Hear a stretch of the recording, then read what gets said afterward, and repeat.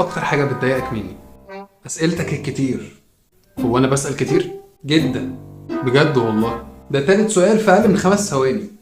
تفتكر ليه الموضوع ده؟ معرفش. اكيد عشان بحب افتح كلام معاك، صح؟ ممكن. وانت بتحب كده؟ لا، بتضايق. من الكلام نفسه ولا من كتر الاسئلة؟ كتر الاسئلة. يعني متكلمش معاك بعد كده؟ اتكلم عادي بس بلاش اسئلة كتير. ده بيبقى ازاي؟ مناقشات عادية، حكاوي، احب احكي لك عن ايه اللي تحبه. ايوه، يعني ايه اكتر حاجة بتستمتع بيها؟ الصمت. وتاني اكتر حاجة؟ الهدوء. وتالت اكتر حاجة؟ يا لهوي ياما. ابطل كلام؟ اه. ابطل خالص ولا قصدك دلوقتي بس؟ دلوقتي بس. ليه؟ تعبت. انا تعبت. انت المناقشة معاك بقت صعبة قوي ليه كده؟ مصدع بس شوية. هجيب لك حاجة من الصيدلية؟ حبة هدوء بس وهبقى كويس. طب اسيبك ترتاح؟ يا ريت. اطفيلك النور؟ ماشي. هتنام؟ هحاول. مش هتاكل حاجة طيب؟ هتنام من غير ما تاكل؟ اه عادي. طب اصحيك في ميعاد معين ولا تصحى براحتك؟ كفاية اسئلة ابوس ايد امك.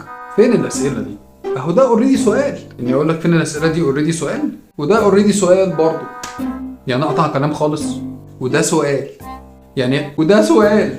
هو انا لسه اتكلمت؟ مالك؟ طب نعمل اتفاق. اتفاق ايه؟